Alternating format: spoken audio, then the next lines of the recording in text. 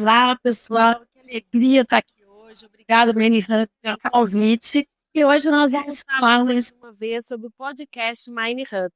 Nosso tema hoje será inovação social, diversidade e territórios. E a pergunta que a gente sempre tem em mente: diversidade é inovação? Inovação precisa de diversidade? Nós estamos aqui hoje, né, com a Carolina e o Flávio, que eu agradeço a presença. E primeiro vou me apresentar, né, esquecendo de me apresentar. Eu sou Patrícia Procópio, eu sou geóloga, estou há mais de 30 anos numa vida de trabalho profissional na mineração e com muita alegria também estou hoje como presidente do movimento de mulheres, o Women in Mine, trazendo essa pauta diversidade para o nosso setor mineral. Né? Sou diretora de planejamento e inovação na Hexagon e sou founder de uma startup, porque a gente precisa estar aí inovando. Então, gente, uma alegria imensa. Flávio, queria que você se apresentasse um pouco para nós. Ok, boa tarde, pessoal. Eu sou o Flávio Policarpo, trabalho na mineração em Minas, atualmente com inovação e transformação digital, e também participo do grupo de diversidade e inclusão da Uzi Minas, Tupilá, Raça e Etinilha. E falando um pouco só, pessoal, sou entusiasta de viagens, gosto bastante de viajar, acho que você agrega, inclusive, bastante a questão da inovação nesses 35 países por aí, todos os estados do Brasil, então isso ajuda bastante, assim. Que alegria, né, Flávio? Acho que é isso. A gente precisa conhecer novos lugares, ver diferentes pessoas, novos espaços. É sempre importante. E a Carolina Novaes, que alegria ter você aqui. Carolina, fala um pouquinho de você. Obrigada, Patrícia. Prazer estar aqui com o Flávio também. Boa tarde. Eu sou Carolina Novaes, estou como diretora de Supply Chain para a América Latina, da RHI Magnesita, que é a líder de soluções de refratários do mundo. E atuo na indústria de base há mais de 17 anos, em diferentes áreas. A maioria da minha trajetória foi em finanças, mas tenho formação de engenharia. Eu sou mãe também da Joana, uma menininha de 2 anos e meio que me ensina muito e que me faz pensar todos os dias o futuro que a gente está construindo com as decisões de agora e quem faz parte da construção desse futuro. Bom, gente, Flávia, Carolina, eu acho que hoje a gente pode ter aqui uma conversa tranquila, transparente, uma ideia de entender um pouco, né, de falar um pouco sobre inclusão e diversidade. Eu acho que esse tema vem sendo muito questionado, né, de como realmente, até que ponto precisamos trabalhar esse tema, quais os benefícios que temos em trabalhar isso. Então, a ideia hoje é a gente falar um pouco sobre isso e entender um pouco, né, para além da representatividade, quais são os ganhos que a gente tem hoje com inclusão e diversidade. Então, eu queria começar com você, Carolina. Eu acho que você é uma mulher que hoje, né, já está no cargo de liderança, acabou de nos dizer aqui da sua filha. A gente sabe como é difícil conciliar, mas está aí trazendo todo o seu conhecimento para o setor. Como é que você percebe essa questão, né, da diversidade na sua carreira até esse momento? Como é que você enxerga esse ponto? Excelente. Obrigada pela oportunidade de dividir um pouco. Na RHI Magnesita, a gente pensa a diversidade e a inclusão, e eu quero falar muito da inclusão, porque a gente às vezes foca na diversidade sem ter esse entendimento e compreensão ampla da inclusão, como parte da nossa estratégia. Não é um posicionamento político, por isso que eu acredito que não tem nenhuma efemeridade, né? Ele é um ponto que é um cerne da nossa jornada de transformação enquanto indústria. Né? É da onde a gente acredita que vem o maior potencial criativo de trazer soluções para mudanças que a gente vem vivendo tão repentinas e tão súbitas, né? Em aspectos macro de economia, aspectos mais micro também. Então, hoje a diversidade e a inclusão passam por esse caminho na nossa concepção de indústria. E a gente pensa muito a diversidade como diversidade de pensamento. E é esse o ponto que eu queria trazer, né? Não cabe mais a gente conseguir tomar decisões sem ter um múltiplo olhar para os problemas. Não tem problema fácil mais, né, Patrícia? A gente vive questões de repensar realmente qual que é o futuro da nossa indústria, como ele ser efetivamente perene com tudo que a gente vem vivendo. E para isso a gente precisa da história de cada um. História de cada um na mesa de decisão para a gente olhar para os problemas de uma maneira mais ampla. É assim que a gente enxerga na nossa empresa. Eu posso te chamar de Carol? Carol, então, gostei demais disso que você falou, porque a gente, né, tá vivendo aqui esses dias o Mind Summit, né, o dia de hoje, a gente está vivendo, gravando aqui hoje, enquanto está acontecendo o Mind Innovation Summit, e se falou muito hoje em como a gente deve focar nos problemas e não na solução. E algumas pessoas também falaram sobre como identificar esse problema. Eu acho que você colocou num ponto muito interessante, né? Nessa análise do problema. Talvez a gente está achando que está chegando nele, mas será que a gente teve uma visão ampla? A gente teve novos olhares? Como é que vem sendo a nossa escuta nesse contexto, né? Então, Flávio, você que está aí na inovação, já passou por várias áreas na Uzi Minas, me conta um pouco do que você entende e percebe disso. Sim. Eu volto um pouquinho, Fabrício, lá em 2008, né? Uma experiência que eu tive de morar fora. Isso lá, e morando fora, no centro de pesquisa de uma grande siderúrgica, né? Uma das maiores produtoras de aço pano, eu percebi um pouco isso desde lá de trás. Eu pensei, poxa, o Flávio, engenheiro, negro, trabalhando no centro de pesquisa na França, só que lá eu já percebi muita diversidade. Desde lá, dividia a sala com um indiano, convivia com chineses, enfim, pessoas de várias origens, várias raças, várias etnias. E de lá para cá, como você bem disse, trabalhando em várias unidades de negócio da Uzi Minas, eu vejo que tem acontecido mudanças, assim, na prática, né, isso é nítido, mas eu sinto um pouco, às vezes, que falta, talvez, as métricas, né? Como a gente vê que está acontecendo essa questão de diversidade, como isso tem refletido na questão da inovação. Mas, assim, é fato que tem acontecido e a alta gestão tem que buscar, tem que comprar essa briga, digamos assim, também, né? E como que vocês pensam que essa alta liderança pode trabalhar esse contexto? Eu posso trazer para vocês um pouco dos números. O Women in Mind tem um relatório anual e o nosso último relatório trouxe alguns números que nos ajudam a trabalhar esse contexto, talvez direcionar um pouco mais nas nossas ações. A gente percebe que a participação, por exemplo, de mulheres, ela vem aumentando, começando desde 9%, chegou a 23%. Quando a gente começa a falar em liderança, então a gente já tem um número muito menor do que esse. Quando eu começo a falar liderança em áreas operacionais, o número ainda é bem menor. Estou falando em relação às mulheres. Quando a gente faz um corte de interseccionalidade, por exemplo, e a gente vê que as mulheres pretas na liderança 0%, e as pardas 2%, né? Indígenas também 0%. Então, assim, como que essa liderança pode trabalhar para que a gente melhore esses números? Como que a gente vai fazer esse trabalho em conjunto? E olha que é um número baixíssimo, né? Se for considerar Brasil aí, né? Território extenso, 8 milhões de quilômetros quadrados, 200 milhões de habitantes, sendo metade de população economicamente ativa. É muito baixo em relação ao percentual de mulheres pretas em liderança, né, nas áreas operacionais também, e outras etnias. Eu acho que é mais a questão da comunicação, como eu mencionei. Assim. A liderança é entender, de fato, né, essa importância da diversidade na questão da inovação e talvez colocar algumas métricas estratégicas mesmo, sabe? Acho que a liderança comprando a ideia e aos poucos perpetuando ao longo da toda a concordação, de forma boa, inclusive, eficaz de tentar minimizar essas discrepâncias. Carol, você tem algum exemplo, alguma coisa que você acha legal contar, que vem acontecendo, que na sua carreira foi importante, por exemplo, foi resiliência?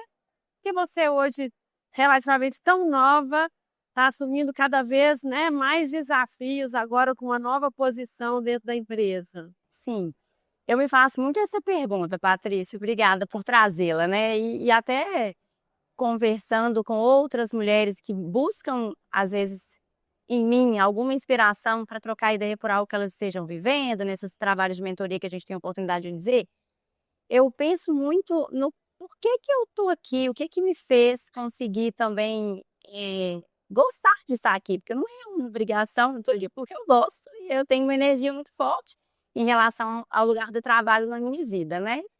E, sabe, Patrícia, eu penso que passa muito pela forma que meus pais me criaram. Eu acredito muito que se eu não sei, eu vou aprender numa velocidade em que eu consiga fazer o resultado acontecer. Então, essa autoconfiança de que eu posso correr atrás e entregar o que a empresa precisa, o que meu time precisa, me fez chegar onde eu cheguei. Então, eu trabalho muito com as minhas colegas, eu busco muito inspirar a todos que façam essa busca pelo autoconhecimento, de entender o que é valor para a gente, de entender o que é inegociável e de estar, obviamente, num ambiente, numa empresa que te permita exercer esses papéis múltiplos. Então, eu acredito que faz parte da minha história, do jeito que meus pais me criaram, dessa autoconfiança que me faz estar aqui até hoje. E, claro, buscar pessoas que me inspiram, que me incentivam todos os dias, porque a gente não faz nada sozinho.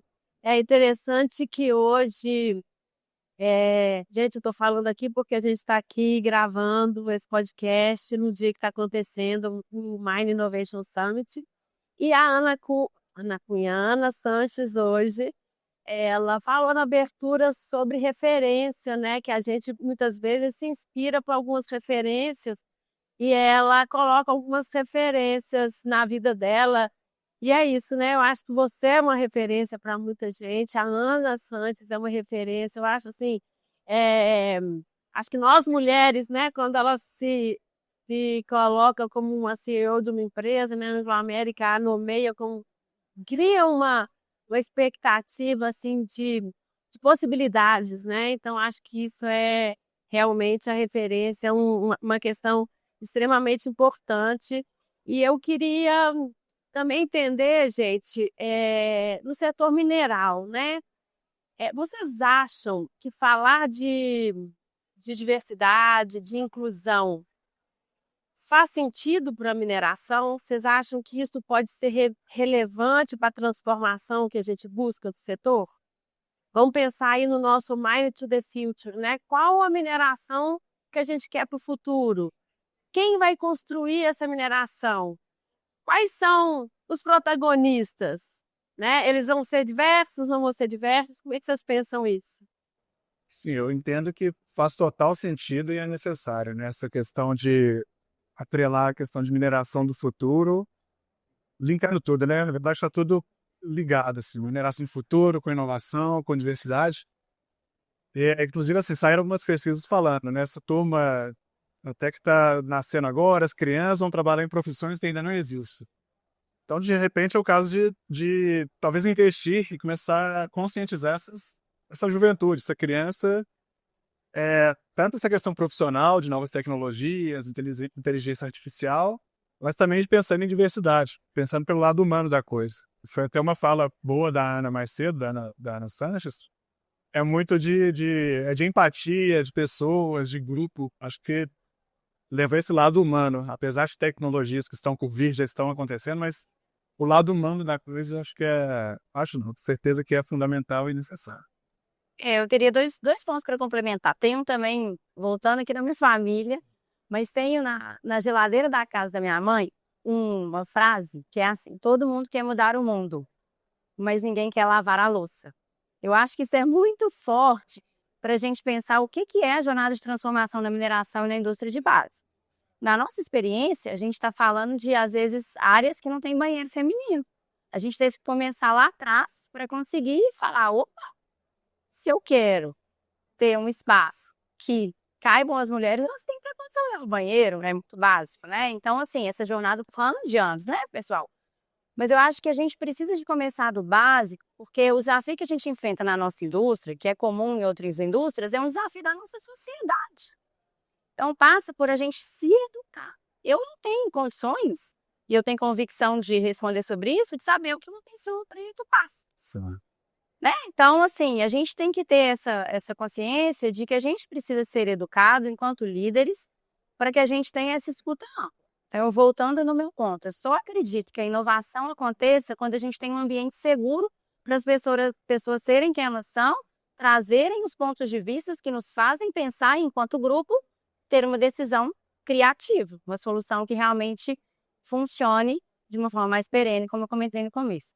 Então, para mim, eu acho que passa por isso, assim, a gente saber que é uma jornada, que a gente começa do básico, que são os banheiros, nesse exemplo que eu dei, mas que a gente precisa também de se educar e educar nossos líderes, educar a nossa organização, para que a gente consiga entender que as pessoas se sentindo, tendo confiança de ser quem elas são, é que elas realmente vão conseguir contribuir para a nossa inovação. Eu acho que é isso mesmo, gente. Eu acho que empatia, né, é uma questão extremamente importante, se fazer no local do outro, conseguir entender. Esse poder da escuta, a gente precisa sim escutar. É fato que a gente precisa fazer diferente, a gente vai fazer diferente com visões diferentes. E fico muito feliz de ter vocês aqui, né, fazendo essa troca com a gente e fico pensando como, né, incluir mais esse papel e talvez fazer que as pessoas não sintam que, na verdade, eu queria dizer que como gerar esse impacto positivo, né? Assim, eu acho que por exemplo, como presidente do movimento, muitas vezes sou muito questionada, sabe? Assim, algumas reatividades no sentido assim, é muito ativismo, é muito isso, assim. Eu até tento muito ter esse espaço de fala mais aberto para mostrar que é isso, gente. Assim, quando eu quero buscar um impacto positivo, é preciso conversar, é preciso falar, é preciso criar agendas, espaços para transpor esses muros, né, que existem. Como nós vamos convidar essas pessoas para dar esse espaço, né? Eu acho que aqui na mineração a gente precisa desse momento. Fico muito feliz, queria que vocês falassem mais um pouco para a gente fechar, porque, né, a gente não tem muito tempo. Flávio, já quero ser sua amiga, tô doida para saber das suas viagens, das suas experiências. A Carol, a gente já vem conversando, mas adorei saber que você tem toda essa visão, acho que isso é extremamente importante também. Mas se vocês quiserem deixar aí uma fala aí de como que a gente pode transformar esse mundo da mineração, como que a gente pode continuar trazendo e mantendo esse assunto em pauta. Assim, é difícil resumir pouco tempo em poucas palavras, mas é um pouco disso, né? Até que a Carol comentou. A questão de propósito, questão de valores, entender o que você está fazendo e empatia, igual ela comentou. Eu sendo homem negro, eu não tenho noção, não tenho visão de como é. Eu também, não sendo mulher, não sei como funciona. A gente tenta entender. Da mesma forma que com o PCD, quais são as dificuldades que o PCD tem? Um LGBTQIA+, que a pessoa sente, como que ela pode agregar, quais são, né? É o que você falou, Padre. As pessoas às vezes querem falar, mas por vergonha, por sociedade. É a falta de segurança física e psicológica, mais psicológica nesse caso, mas é isso, né? É mais isso. Acho que empatia, escuta, diálogo, é entender um lado do outro e conversando, todo mundo se alinhando. Acho que é um futuro legal para a mineração, tanto da parte humana quanto da parte tecnológica. Obrigada, Carol. E da forma que eu observo, só corroborando com o que você traz, e aí expandindo um pouquinho porque a gente conversou, não tem jeito a gente imaginar o futuro da mineração sendo o mesmo que a gente faz hoje. A transformação é enorme. Então a gente precisa das mentes mais brilhantes, das pessoas com muita energia para fazer isso acontecer. A gente precisa das novas gerações interessadas nos nossos negócios.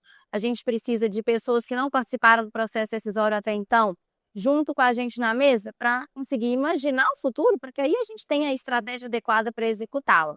Na nossa indústria, por exemplo, a gente fala muito da questão da descarbonização, que é intrínseco da nossa operação, que parte de um carbonato de magnésio, por exemplo, gerar CO2. A gente não tem solução rápida e fácil, e a gente, às vezes, precisa ser humilde para dizer que a gente precisa das pessoas interessadas em ajudar a construir esse futuro conosco. Então, um convite também para gerações mais novas que conheçam quais são as nossas dores e que se energizem para trazer as ideias que vocês têm para ajudar a gente a solucionar esses problemas grandiosos. É isso aí, eu acho que esse convite é importante. Vem transformar com a gente. É como sua mãe diz lá, né? Todo mundo quer mudar o mundo, mas ninguém quer lavar a louça. É isso, eu acho que nós somos pessoas que estamos tirando o nosso tempo para lavar uma louça, para tentar mudar, né, esse processo da mineração. Eu gosto muito de dizer, eu sou uma pessoa altamente apaixonada por tecnologia. Trabalho numa empresa, na Hexagon, que é uma empresa que valoriza muito as pessoas, que, por exemplo, fez uma contratação minha acima de 50 anos. Acho que é uma questão importante e relevante, que a gente precisa falar das gerações e aproveitar o tanto de conhecimento que a gente tem por aí. Mas, ao mesmo tempo, a tecnologia, a gente precisa tirar o melhor dela. E o melhor dela é inclusão, né? Hoje a tecnologia consegue trazer acessos remotos, situações em que você pode ter pessoas com deficiência, você pode ter pessoas mais velhas, você pode ter mulheres, pode ter mulheres grávidas atuando, então traz essa inclusão. E tem um outro ponto que eu acho que eu gostaria de falar isso até com as pessoas que têm um pouco de preocupação com a tecnologia. Eu acho que a tecnologia, enquanto mais ela vai avançando, ela está dando um espaço para a gente ser mais humano. O desafio está para nós. Como a gente vai se tornar cada vez mais humano, apertando o botão para algumas tarefas e se relacionando melhor, se convivendo melhor, cada um aperfeiçoando suas skills. Então, eu fico imaginando hoje, né, as novas escolas de crianças cada vez mais humanas, trazendo empoderando essas pessoas com as suas habilidades. E é isso, gente, assim, é esse grupo de pessoas. Nós aqui estamos aqui apaixonados pela mineração, vamos transformar o mundo lavando a louça. E vamos juntos, e fico muito feliz e convido todos vocês, gente, a escutem o podcast do Mining Hub, participem dos eventos, vão no Mining Hub discutir, nos procurem, né? Eu tô aqui já oferecendo um papo com a Carol, com o Flávio, comigo, porque a gente precisa mesmo fazer muita coisa para o mundo e vamos aproveitar do poder da mineração. A mineração tem um poder muito forte. A Rosane da Samarco fala muito isso, né? Como o poder que a gente tem de impactar os nossos territórios, o nosso entorno. Vamos fazer isso junto, incluindo, né, o máximo de pessoas que a gente puder. Obrigada.